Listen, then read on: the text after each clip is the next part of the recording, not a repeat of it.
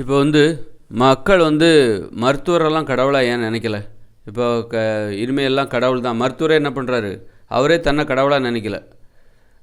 அவரே என்ன பண்ணுறாரு? இனிமேல் எல்லாம் கடவுள் விட்ட வழி தாங்க, நாங்கள் எங்களால் முடிஞ்ச செஞ்சிட்டோம் அப்படின்னு சொல்கிறாரு. மக்களும் என்ன பண்ணுறாங்க? மருத்துவர்கிட்ட போய் நிற்கிறாங்க, ஆனால் கடவுளே என் காப்பாற்று அப்படின்னு தான் கடவுளை தான் வேண்டுறாங்க. மருத்துவரை பார்த்து நீங்கள் தான் கடவுள்னு சொல்ல மாட்டேன்றாங்க. அப்போ மனிதர்கள் கடவுளாக ஏற்றுக்கொள்ள மாட்டேன் என்கிறார்கள். அப்போது ஒரு நோயின்னு வரும்போது அது நோயை குணப்படுத்துகிறவருக்கு அந்த மருத்துவர் தான், அவரையே கடவுளாக ஏற்றுக்க மாட்டேன்றாங்க. அப்படின்னா என்ன காரணம்? அப்படின்னா மனிதர்கள் ஏன் கடவுளாக ஏற்றுக்கொள்ளவில்லை? ஒரு நோய், குற்றங்கள், இந்த பிரச்சனைகளுக்கே மனிதர்கள் தானே காரணம்.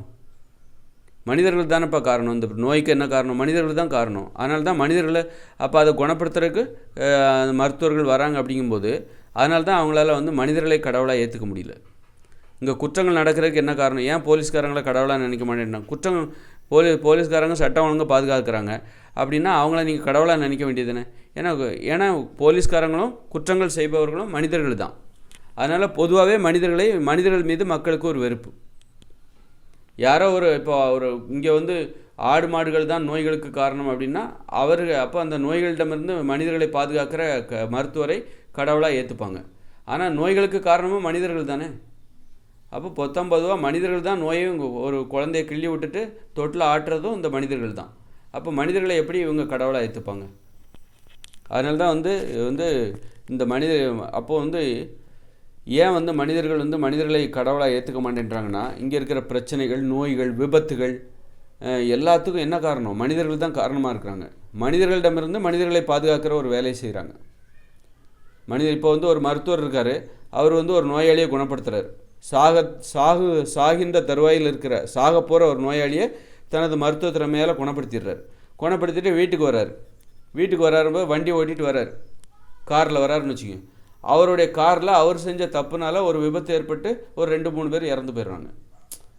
அப்போது ஒருத்தர் மருத்துவமனையில் கடவுளாக இருக்கிற அந்த மருத்துவர் அவர் சாலையில் பயணிக்கும்போது ஒரு விபத்து ஏற்பட்டு அவருடைய வாகனத்தில் அவருடைய தப்புனால ஒரு 2 பேர் இறந்து போயிடுறாங்க. அப்போ அங்கே கடவுளாக இருந்தவர் இங்கே குற்றவாளியாக இருக்கார், அல்லது இறந்து போயிடுறாங்க. 2 பேர் படுகாயம் அடைகிறாங்க. அவங்கள தூக்கிட்டு போய் ஹாஸ்பிட்டலுக்கு கொண்டு போய் அங்கே ஒரு மருத்துவர் அவரை காப்பாற்றிடுறார். அப்போ இந்த விபத்துக்கு காரணமாக யார்? அதே மருத்துவர் தான் காரணமாக இருக்கார். அங்கே 2 பேர் சாகிறதுக்கு காரணமாகவும் இவர் தான் இருக்கார். 2 பேர் படுகாயம் அடைஞ்சு அவங்கள தூக்கிட்டு போய் மருத்துவமனைக்கு போகும்போது அங்கே ஒரு மருத்துவர் அவர்களை காப்பாற்றுறார். அப்போ இப்படி தான் வேணுமுன்னே யாரும் இங்கே குற்றங்களுக்கு காரணமாக இருப்பதில்லை. குற்றங்களுக்கு விபத்துகளுக்கு காரணமாக இருப்பது பிறருக்கு துன்பம் தருவது தெரியாமல் கூட நடக்குது இங்கே துன்பம்.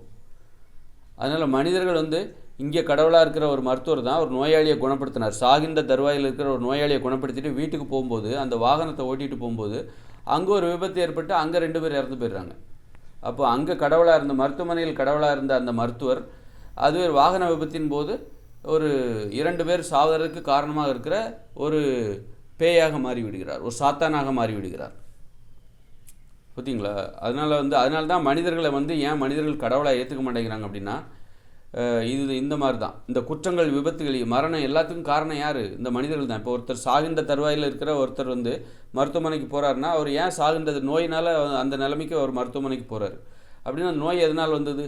தகாத உணவுகளை உற்பத்தி செய்கிற அந்த மனிதர்கள், இதுதான் காரணமாக இருக்குது. நோய்களை தருகிற உணவுகளை உற்பத்தி செய்து அதை வியாபாரம் செய்து மக்கள் அதை சாப்பிட்றாங்க, அதனால் நோய் வருது. அப்போ மனிதர்களால் தான் அவருக்கு நோய் வந்தது. அந்த நோயை குணப்படுத்துறதுக்காக தான் மனிதர்கள்ட்ட தான் போகிறாரு. அப்போ பொதுவாக மனிதர்கள் தான் இந்த பிரச்சனைகளுக்கு காரணம். மனிதர்களே என்ன பண்ணுறாங்க? ஒரு குழந்தைய கிள்ளி விட்டுட்டு தொட்டிலையும் ஆட்டிக்கிட்டு இருக்காங்க. அப்படி இருக்கும்போது மனிதர்களை எப்படி கடவுளாக நினைப்பாங்க? கடவுளாக நினைக்க மாட்டாங்களா? அதனால தான் மனிதர்கள் கடவுளாக நினைக்காமல் போகிறதுக்கு, அதை விட மனிதர்கள் கண்டிப்பாக கடவுளாக இருக்க முடியாது அப்படின்னு மனிதர்கள் முடிவு கட்டிட்டு கடவுளுங்கிறவர் வேற ஒருத்தர் தான் அப்படின்ட்டு யோசிக்கிறாங்க. வேற ஒருத்தர் தான் கடவுளாக இருக்க முடியும். அப்போ மனிதர்கள் கடவுளாக வேண்டுமென்றால் என்ன செய்யணும்னா, எந்த விதத்தில் நீ பிறருக்கு துன்பம் தராத, துன்பம் தந்துடு. நீ நல்லது செய்கிற அப்படின்னு சொல்லிட்டு இப்போ அதான் எந்த விதத்துலையுமே ஒன்றால் மற்றவங்களுக்கு எந்த வித துன்பமும் வந்துடக்கூடாது, ஒரு இழப்பு வந்துடக்கூடாது, ஒரு தாங்கிக் கொள்ள முடியாத துன்பத்தை நீ கொடுத்து விடாதே பிறருக்கு எந்த விதத்துலையும். அப்படின்னா அதுக்கு தகுந்த மாதிரியான ஒரு வாழ்க்கை வாழணும். நாம் எளிமையாக வாழணும், ஒரு குடிசையில் வாழணும், காடுகளில் வாழ வேண்டும். அப்போ தான் மனிதர்களால் வந்து பிறருக்கு எந்தவித துன்பமும் தர முடியாத ஒரு வாழ்க்கையை வாழ முடியும். ஒரு குடிசையில் வாழ்கிறாங்கன்னு வச்சுக்கோங்க, அப்போ மோட்டார் வாகனங்கள் எதுவுமே இருக்காது. ஒரு காடுகளில் இயற்கையோட இணைஞ்சு நம்ம வாழ்கிறோம்னு வச்சுக்கோங்களேன். அப்போ நம்மகிட்ட மோட்டார் வாகனம் இருக்குது. மோட்டார் வாகனங்கள் மூலமாக 10 லட்சம் பேர் இந்த உலகத்தில் சாகுறாங்க ஒவ்வொரு வருஷமும். அது மாதிரி 10 லட்சம் பேர் வந்து உடல் ஊனமடைகிறார்கள், படுகாயமடைகிறார்கள். அப்போ அந்த விபத்துகளையும் அந்த உயிரிழப்புகளையும் தவிர்க்கலாம்ல. அப்போ அது மாதிரி வந்து தொழிற்சாலைகள் இல்லாத ஒரு உலகம், காடுகளில் இயற்கையோடு இணைஞ்சு வாழும்போது தொழிற்சாலைகள் இல்லாத உலகம், சுற்றுச்சூழல் மாசுபாடு ஏற்படாது.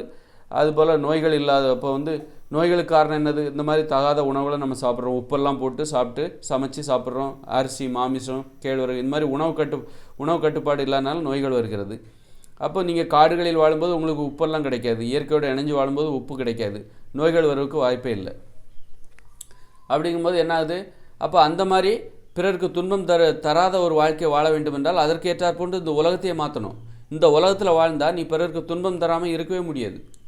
எப்படி ஒரு மருத்துவர், நான் சொன்னல, மருத்துவர் வந்து ஒரு நோயாளியை குணப்படுத்திட்டு வீட்டுக்கு போகிறாரு. அவருடைய வாகனத்தில் வீட்டுக்கு போகிறாரு. அவருடைய வாகனத்திலே அடிபட்டு ஒருத்தர் 2 பேர் இறந்து போயிடுறாங்க.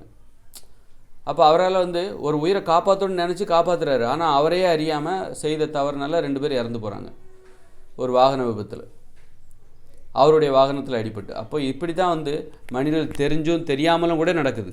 தெரிஞ்சு தான் வந்து மற்றவங்களுக்கு துன்பம் தருவதில்லை, தெரியாமலும் அந்த துன்பம் என்பது நிகழ்ந்து விடுகிறது.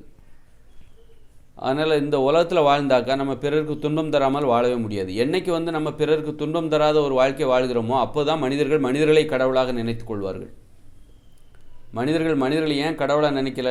கடவுள்னால் அது மேலான ஒரு ஆற்றலாக தான், கண்டிப்பாக மனிதர்களாக இருக்கவே முடியாது அப்படின்னு மனிதர்கள் முடிவு கட்டிட்டாங்க. அதில் இப்போ வந்து அந்த மருத்துவர் வந்து ஒரு நோயாளியை சாகுந்த தருவாயில் மருத்துவமனைக்கு வருகிற ஒரு மருத்துவரை, ஒரு நோயாளியை வந்து மருத்துவர் குணப்படுத்துகிறார் அப்படின்னா எதை அவர் குணப்படுத்துகிறாரு? அதனால் அந்த அவரை கடவுளாக ஏற்றுக்க முடியல. ஏன்னா இவர் காசு வாங்கிட்டு தானே குணப்படுத்துகிறாரு.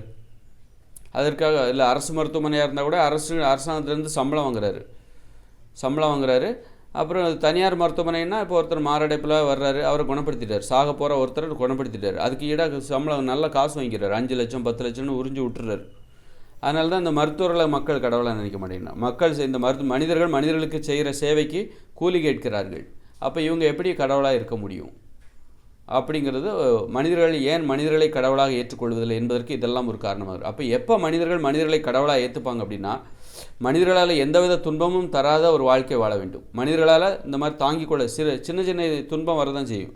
பிறருக்கு இடையூறு இல்லாமல் வாழவே முடியாது. சின்ன சின்ன இடையூறுகள் இருக்க தான் செய்யும். ஆனால் ஏற்றுக்கொள்ளக்கூடிய இடையூறுகளாக இருக்க வேண்டும். இந்த மாதிரி பெரிய இழப்புகளை ஏற்படுத்தக்கூடாது. இந்த மாதிரி தாங்க முடியாத மிகப்பெரிய உயிரிழப்புகளை ஏற்படுத்தக்கூடிய இப்போ நோய்களை வந்து மனிதர்கள் தகாத உணவுகளை விற்பனை செய்து மனிதர்களே நோய்களை ஏற்படுத்துகிறார்கள், குற்றம் செய்கிறார்கள். தெரியாமல் ஒரு விபத்து நடக்குது, தெரிஞ்சே விபத்து நடக்குது, தெரியாமல் நடக்குது. இதனால் ஏற்படுகிற துன்பம்லாம் தாங்கிக் கொள்ள முடியாத துன்பம். இந்த தாங்கிக் கொள்ள முடியாத துன்பம் மனிதர்களுக்கு ஏற்படுகிறது. அதனால தான் மனிதர்களை கடவுளாக ஏற்றுக்க முடியல.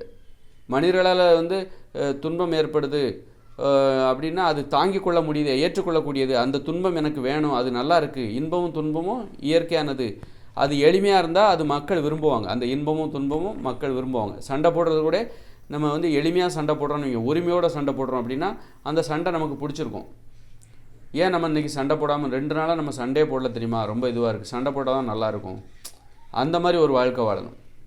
கெட்ட வார்த்தைலாம் போடாமல் ஒரு உரிமையோட அன்பால் சண்டை போடணும். அப்படி சண்டை போட்டு நீ இதை கோச்சிக்கிறது, திரும்ப சேர்றது, இதெல்லாம் நல்லா இருக்குல்ல. அந்த மாதிரி ஒரு வாழ்க்கை வாழணும். பிறருக்கு தாங்க முடியாத துன்பத்தை தராத ஒரு வாழ்க்கை வாழும்போது தான் அப்போ தான் மனிதர்களுக்கு கடவுளாக தெரிவார்கள். அதனால தான் ஏன் மனிதர்கள் கடவுளாக தெரியல அப்படின்னா என்ன காரணம்? தாங்க முடியாத துன்பத்தை மனிதர்கள் தான் தருகிறார்கள். அந்த துன்பத்திலிருந்து மனிதர்கள் தான் காப்பாற்றுகிறார்கள் என்பதற்காக மனிதர்களை கடவுளாக நினைப்பதா? அந்த தாங்க முடியாத துன்பத்திற்கு காரணமே இந்த மனிதர்கள் தான் எனும்போது மனிதர்களை கடவுளாக நினைப்பதற்கு மனசு சம்மதிக்க மாட்டேங்குது. அதனால் வந்து தாங்கிக் கொள்ள முடியாத துன்பங்களை மனிதர்களுக்கு தரவே கூடாது. இப்போ ஒரு ஆடு மாடு இருக்குது, இப்போ ஆடுகள் இருக்குது, ஒரு மாடு இருக்குன்னு வச்சுக்கோங்க, 1000 மாடு இருக்குது. 1000 மாடுகள் மேயுது. ஒரு மாடு இன்னொரு மாட்டுக்கு தாங்க முடியாத துன்பத்தை தருதா இல்லையா? தரவே தராது.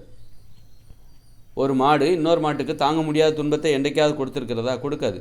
ஒரு சிங்கம் வந்து ஒரு மாட்டை வேட்டையாடும், அது வந்து இன்னொரு உயிரினம். இது மாடுங்கிறது வேறு, சிங்கங்கிறது வேறு. ஆனால் ஒரு மாட்டுக்குள்ளே ஒரு மனிதாபானம் இருக்குல்ல, ஒரு மாடுகளுக்குள், அந்த மாடுகளுக்குள் ஒரு மனிதாபிமானம் இருக்குல்ல, மனிதாபிமானம்னு சொல்லக்கூடாது, மாடாபிமானம் தான் சொல்லணும். மனிதர்களுக்கு தான் மனிதாபிமானம். ஒரு மாடுகளுக்குள் ஒரு நியாயம் இருக்குல்ல. ஒரு மாடு இன்னொரு மாட்டை கொல்றது இல்லைல்ல. ஒரு மாடு இன்னொரு மாடு சாவதற்கு காரணமாக இருப்பதில்லைல்ல, இருக்கிறதில்ல. அப்போ அந்த மாடுகள், அதனால தான் அந்த மாடுகளுக்கு மாடுகள் தான் கடவுள். அதனால தான் அது கூட்டமாக இருக்குது, கூட்டமாக இருக்கணும்னு நினைக்குது. இன்றைக்கி மனிதர்கள் தனித்தனியாக இருக்கணும்னு நினைக்கிறாங்க. ஏன்னா மனிதர்களே எதிரியாக இருக்காங்க, மனிதர்களை நம்பக்கூடாது. அதனால தான் இன்றைக்கி தனிமையை விரும்புகிறாங்க, ஒற்றுமையாக இருக்கிறத விரும்ப மாட்டேன்றாங்க. மனிதர்களை நம்பக்கூடாது. அந்த அளவுக்கு மனிதர்களை பற்றின எதிர்மறையான ஒரு புரிதல் மனிதர்களை ஏற்படுத்தி வைத்திருக்கிறார்கள். அதனால் நம்ம மனிதர்களை பற்றின ஒரு நல்ல அபிப்பிராயத்தை மனிதர்கள் மனதில் புகுத்த வேண்டும் என்றால், மனிதர்கள் அனைவரும் எங்கே போகணும்? இயற்கையோடு இணைஞ்சு வாழணும், எளிமையாக வாழணும். மனிதர்களே தாங்க முடியாத துன்பத்தை தரவே கூடாது. தாங்க முடியாத துன்பத்தை நீ தரவே கூடாது. எந்த வகையிலையும் மனிதர்களால் எந்தவித தாங்க முடியாத துன்பமும் வராது அப்படிங்கிற உத்தரவாதத்தை தரணும். அப்படின்னா மனிதர்கள் தங்களை எளிமையான வாழ்க்கையோடு இணைத்து கொள்ள வேண்டும். எளிய உணவுகளை சாப்பிட வேண்டும், எளிமையாக வாழ வேண்டும். இந்த போக்குவரத்து வாகனம் இதெல்லாம் தேவையில்லை. இந்த தகாத உணவுகள், இந்த உப்பு கலந்து சமைக்கப்பட்ட உணவு அதெல்லாம் நமக்கு தேவையில்லை. அரிசி, கேழ்வரகு, மாமிசம், மீன், முட்டை, தயிர், மோர், வெண்ணெய், பால், நெய் இதெல்லாம் தேவையில்லை. அதெல்லாம் தேவையில்லாமல் ஆரோக்கியமான உணவு, மனிதர்கள் உண்ண வேண்டிய உணவு எது? மனித உணவுகள்னு இருக்குது. மனிதர்கள் உண்ண வேண்டிய இயற்கையால் அனுமதிக்கப்பட்ட உணவு, மனிதர்களாகிய நீங்கள் சாப்பிட வேண்டிய உணவு இதுதான் அப்படின்னு இயற்கை அனுமதிச்சிருக்கு. அதைத்தான் நம்ம சாப்பிடணும். எப்படி மாடு புல்லை தான் திங்குது, ஆடு மாமிசம் சாப்பிட்றதில்ல, ஆடோ மாமிசம் சாப்பிட்றதில்ல. இப்போ சிங்கமோ புலியோ இலைதலைகளை சாப்பிட்றதில்ல, புல் சாப்பிட்றதில்ல. அதுக்குன்னு உனக்கு இதுதான்ப்பா உணவு அப்படின்னு மூளையில் எழுதி வச்சுருக்காங்க. அந்த விதி என்னது அப்படின்னா, மனிதர்களுக்கு அப்படின்னா என்ன உணவு சாப்பிடணும்? காய்கறிகள், கீரைகள், பழங்கள், பயிர் வகைகள், பருப்புகள், கடலைகள், காளான், இதுதான் மனிதர்கள் உண்ண வேண்டிய உணவு. அதை மட்டுமே இலைத்தலைகள் அதையும் சேர்த்துக்கணும். தேன், பால், மோர், தயிர்லாம் சாப்பிடக்கூடாது. தேனீக்களுக்கான உணவு. கஷ்டப்பட்டு உனக்காக ஒன்றும் அது தேடலை. அதுபோல் மாட்டுப்பாலுங்கிறது கண்டுக்குட்டிக்கான உணவு. தாய்ப்பால் மட்டும்தான் மனிதர்கள் குடிக்கணும். அது குழந்தையாக இருக்கும்போது மட்டும்தான் குடிக்கணும். 6 வயசுக்குள்ளே குடிக்கணும். அம்மா கிட்ட இருந்து மட்டும் தான் குடிக்கணும். 6 வயசுக்கு மேலே அம்மா கிட்ட இருந்தும் நீ குடிக்கக்கூடாது. இதுதான் பால் குடிப்பதற்கான உணவு. குழந்தைகளின் உணவு தான் பால். இவன் சாவர வரைக்கும் பால் குடிச்சிட்டு இருக்காங்க. அதனால் இப்படி மனிதர்கள் கட்டுப்பாடாக வாழும்போது, எளிமையாக வாழும்போது, இயற்கையோடு இணைஞ்சு வாழும்போது, மனிதர்களுக்கு தாங்க முடியாத துன்பம் எதுவுமே இவங்க தரமாட்டாங்க. அப்படிங்கும்போது தான் மனிதர்களை கடவுளாக பார்க்குற அந்த பக்குவங்கிறது அப்போ தான் வரும். அப்போ தான் சம்மதிப்பாங்க, மனிதர்கள் கடவுள் தான். ஏன்னா மனிதர்களால் எங்களுக்கு தாங்க முடியாத துன்பம் எதுவுமே கிடையாது, மனிதர்கள் எல்லாருக்குமே நன்மை தான் நினைப்பாங்க அப்படிங்கிற அந்த ஒரு மனப்பான்மை நிலவுகிற உலகம் கண்டிப்பாக இது கிடையாது. இயந்திர அறிவியல் உலகில் கண்டிப்பாக மனிதர்களுக்கு கடவுளாக இருக்கவே முடியாது. அது மனிதர்கள் கடவுளாக இருக்குன்னா இடையூறு இல்லாத ஒரு வாழ்க்கை வாழ்ந்தால் மட்டும்தான் மனிதர்கள் கடவுளாக நினைப்பாங்க.